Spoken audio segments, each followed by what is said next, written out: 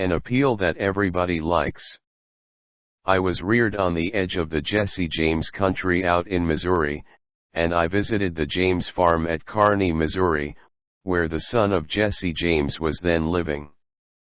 His wife told me stories of how Jesse robbed trains and held up banks and then gave money to the neighboring farmers to pay off their mortgages. Jesse James probably regarded himself as an idealist at heart, just as Dutch Schultz, Two Gun Crowley, Al Capone, and many other organized crime godfathers did generations later.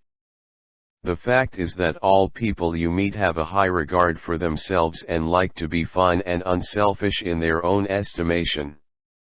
J. Pierpont Morgan observed, in one of his analytical interludes, that a person usually has two reasons for doing a thing, one that sounds good and a real one. The person himself will think of the real reason. You don't need to emphasize that. But all of us, being idealists at heart, like to think of motives that sound good. So, in order to change people, appeal to the nobler motives. Is that too idealistic to work in business? Let's see. Let's take the case of Hamilton, J. Farrell of the Farrell-Mitchell Company of Glenolden, Pennsylvania. Mr. Farrell had a disgruntled tenant who threatened to move. The tenant's lease still had 4 months to run. Nevertheless, he served notice that he was vacating immediately, regardless of lease. These people had lived in my house all winter, the most expensive part of the year, Mr. Farrell said as he told the story to the class, and I knew it would be difficult to rent the apartment again before fall. I could see all that rent income going over the hill, and believe me, I saw red. Now, ordinarily, I would have waded into that tenant and advised him to read his lease again. I would have pointed out that if he moved, the full balance of his rent would fall due at once, and that I could, and would, move to collect. However, instead of flying off the handle and making a scene, I decided to try other tactics. So I started like this, Mr. Doe, I said, I have listened to your story, and I still don't believe you intend to move. Years in the renting business have taught me something about human nature, and I sized you up in the first place as being a man of your word. In fact, I'm so sure of it that I'm willing to take a gamble. Now, here's my proposition. Leave your decision on the table for a few days and think it over. If you come back to me between now and the 1st of the month, when your rent is due, and tell me you still intend to move, I give you my word I will accept your decision as final. I will privilege you to move and admit to myself I've been wrong in my judgment. But I still believe you're a man of your word and will live up to your contract. For after all, we are either men or monkeys, and the choice usually lies with ourselves. Well, when the new month came around, this gentleman came to see me and paid his rent in person. He and his wife had talked it over, he said, and decided to stay. They had concluded that the only honorable thing to do was to live up to their lease. When the late Lord Northcliffe found a newspaper using a picture of him which he didn't want published, he wrote the editor a letter. But did he say, "Please do not publish that picture of me anymore, I don't like it"?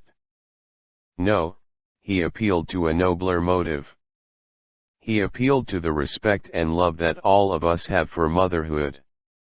He wrote, "Please do not publish that picture of me anymore. My mother doesn't like it." When John D. Rockefeller, Jr. wished to stop newspaper photographers from snapping pictures of his children, he too appealed to the nobler motives. He didn't say, "I don't want their pictures published."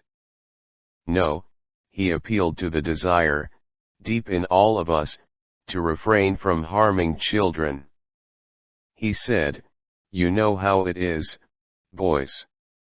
You've got children yourselves, some of you. And you know it's not good for youngsters to get too much publicity." When Cyrus H.K.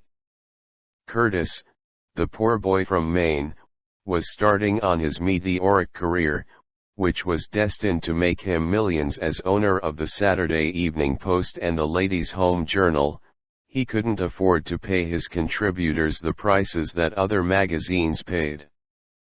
He couldn't afford to hire first-class authors to write for money alone. So he appealed to their nobler motives. For example, he persuaded even Louisa May Alcott, the immortal author of Little Women, to write for him when she was at the flood tide of her fame. And he did it by offering to send a check for $100, not to her, but to her favorite charity.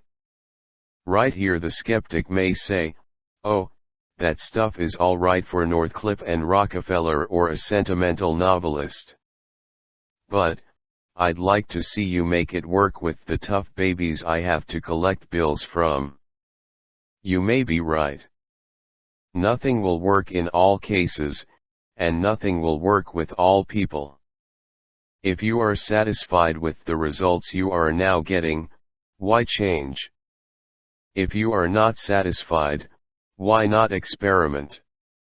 At any rate, I think you will enjoy reading this true story told by James L. Thomas, a former student of mine. 6 customers of a certain automobile company refused to pay their bills for servicing. None of the customers protested the entire bill, but each claimed that one charge was wrong. In each case, the customer had signed for the work done, so the company knew it was right, and said so. That was the first mistake. Here are the steps the men in the credit department took to collect these overdue bills. Do you suppose they succeeded? 1.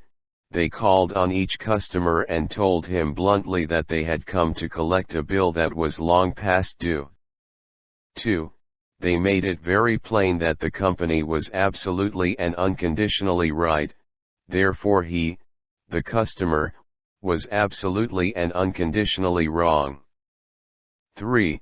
They intimated that they, the company, knew more about automobiles than he could ever hope to know. So what was the argument about? 4. Result, they argued.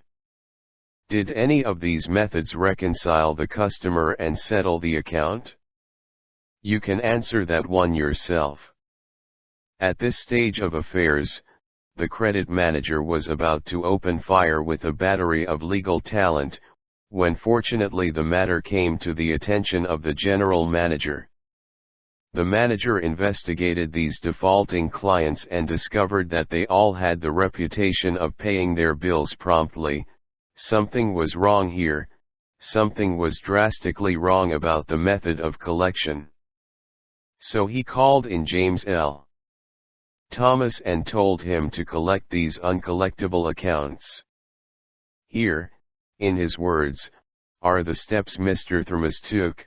1. My visit to each customer was likewise to collect a bill long past due, a bill that we knew was absolutely right. But I didn't say a word about that. I explained I had called to find out what it was the company had done, or failed to do. 2. I made it clear that, until I had heard the customer's story, I had no opinion to offer. I told him the company made no claims to being infallible. 3. I told him I was interested only in his car, and that he knew more about his car than anyone else in the world, that he was the authority on the subject. 4. I let him talk, and I listened to him with all the interest and sympathy that he wanted, and had expected. 5. Finally, when the customer was in a reasonable mood, I put the whole thing up to his sense of fair play. I appealed to the nobler motives. First, I said, I want you to know I also feel this matter has been badly mishandled. You've been inconvenienced and annoyed and irritated by one of our representatives. That should never have happened. I'm sorry and, as a representative of the company, I apologize. As I sat here and listened to your side of the story, I could not help being impressed by your fairness and patience. And now, because you are fair-minded and patient, I am going to ask you to do something for me. It's something that you can do better than anyone else, something you know more about than anyone else. Here is your bill. I know it is safe for me to ask you to adjust it, just as you would do if you were the president of my company.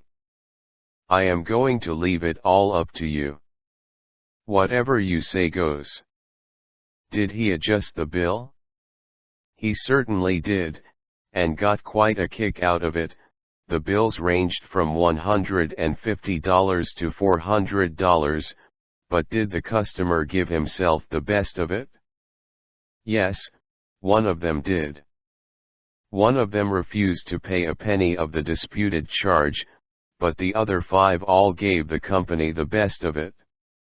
And here's the cream of the whole thing, we delivered new cars to all 6 of these customers within the next 2 years. Experience has taught me, says Mr. Thomas, that when no information can be secured about the customer, the only sound basis on which to proceed is to assume that he or she is sincere, honest, truthful, and willing and anxious to pay the charges, once convinced they are correct. To put it differently and perhaps more clearly, people are honest and want to discharge their obligations. The exceptions to that rule are comparatively few, and I am convinced that the individuals, who are inclined to chisel will in most cases react favorably, if you make them feel that you consider them honest, upright, and fair. Principle 10, Appeal to the nobler motives. Thank you, for giving your valuable time for this video. We hope you learned something new today.